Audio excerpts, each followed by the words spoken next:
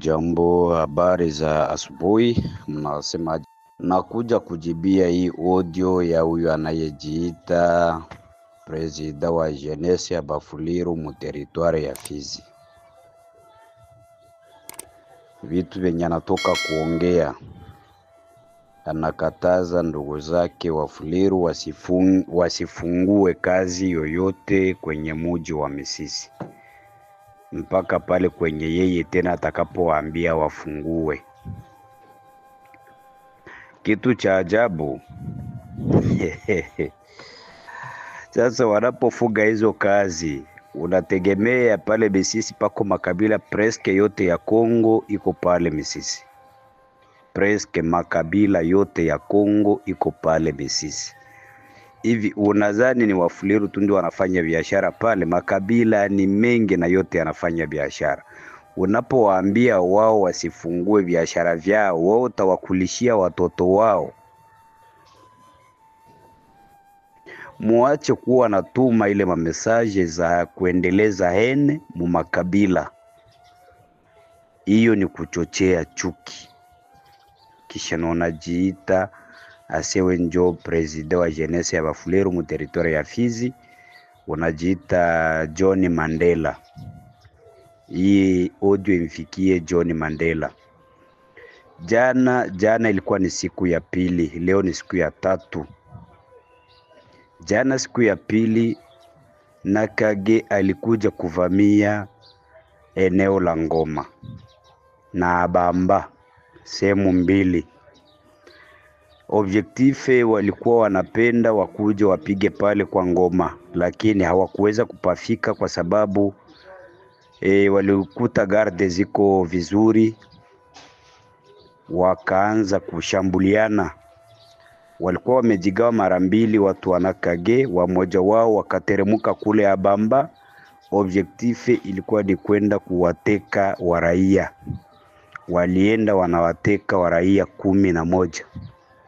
Wakiwemo wanawake 4 na bakrezere wachimba madini 7 wakawapeleka porini. Sasa Nakage yeye alisema kama kwa sababu Ngoma Nzito alijaribu kumshauria, yeye akasema Ngoma Nzito yeye alishakuwa ni mtu wa SNPCC. Orke Ngoma Nzito ndiyo kiongozi mkubwa wa Bishaki Bishambuke Fabebe, lakini akasema Ngoma Nzito ameshakuwa mtu wa SNPCC. Sababu ya kusema hivyo kwa sababu Ngoma Nzito aliweza kumuonyesha kweli. Bwana, ona makosa. Sisi wote tuliweza kukubaliana kamba ziondoke. Koma weye ukapuuzia vitu vyenye tulikubaliana sisi wote, ukaamua wewe kurudilia tena. Akachukia na Ngoma Nzito naye. Kuna Wafuliru wako naongea vitu bila kuchunguza makosa yako wapi. Tusitetelee mtu kwa sababu ni wa kabila lako. Ongelea makosa yanayofanywa na mtu, sio uongelee ukabila. Kile kilichotokea Misisi sio cha ukabila, bali ni kosa la mtu alilolifanya kinyume na kile ambacho waliweza kukubaliana. Makamanda wote waliweza kukubaliana kuondoa mabarieri mbarabara. Yeye akapuzia. Kwa sababu naye alijidai kama na yeye ameshakuwa generali kama mwingine, kwa hiyo hawezi endelea kuongozwa tena na Ngoma Nzito, naye anakuwa kivyake. Yeye akaweka, ina maana yeye akakataana na vyovyote walivyoongea.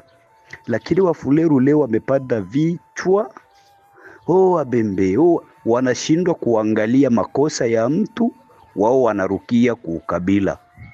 Hiyo ni kosa kubwa sana. Hiyo ni kosa kubwa sana ambayo Wafuliru wako nafikiria. Wakati mtu anapofanya makosa sio kwamba ni kabila ndio limefanya makosa.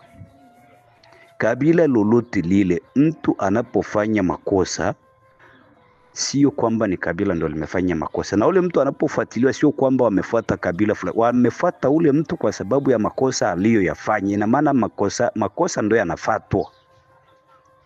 Lakini leo inageuka Wafuliru eti Wabembe ni wabaya, hivi na hivi. Nadhani Wabembe force yao ya mingi iko mteritoria ya Uvira kwa sasa. Wewe uone mtu ametoka kwake kusema nyumba ya jirani nataka kuungua, hacha tuwai na maji ya kuzimisha ile moto isilunguze ile nyumba. Yeye anaacha kwake. Hivi kweli akili zenu hazitumiki kweli? Kisha wengine wakina Kamama na wengine wanaanza chochea, aseme ya Kutumba ndio anataka kuja kuleta maadui Uvira. Hivi mnadhani kweli bila ya Kutumba, bila ya Kutumba kuteremuka Uvira, kweli hii M23 kama isingilikuwa ishaingia hapa? Na ya Kutumba anakuja kukingia, anajua Uvira ikikamatiwa Fizi watakuwa na nguvu za kuishambulia Fizi. Ni njia tatu hapa Uvira, ni njia mbili, ni njia barabara na njia milimani. Lakini Fizi watatumia ni njia tatu, njia ya maji, njia barabara na milimani. Sasa yeye kaja kuwahi kusema watusaidizane kukingia huyu adui asituingilie huku.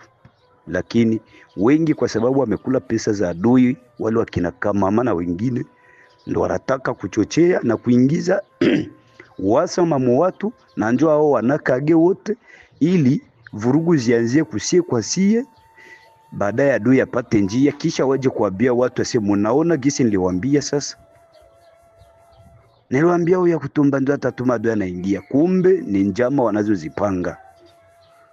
Wabembe wako huko Uvira, jiulize wapi kwenye kuko kamba ya Mubembe ya kusumbua raia huko. Lakini wende Mubembe kutane kamba zote za Wafuliru. Hivi kweli vitu vyetu haviwazi hapo kweli? Kisha tunapoambiwa kwa kamba zote tuzitoe, watu wengine wanaona ubaguzi ndio unakuja. Mfunguke akili ndugu zetu Wafuliru, mshatumikishwa sana na wale Wanyarwanda. Kwa hiyo hizi akili zenu zishapumbazwa na wale watu. Mfunguke akili.